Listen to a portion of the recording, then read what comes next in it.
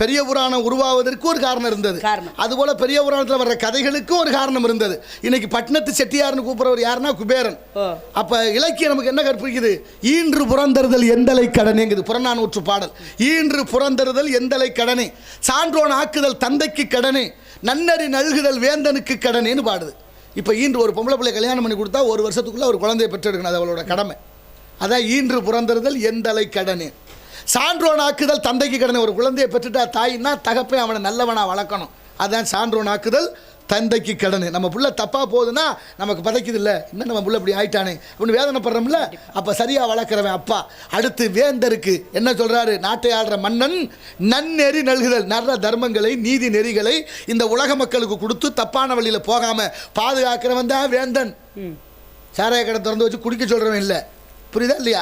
இப்படி பல காரணங்களும் காரியங்களும் கதைகளும் இந்த நாட்டில் நிறைய நமக்கு இருக்கு, இலக்கியங்கள் சொல்லிக் கொடுக்குது. ஆகையினாலே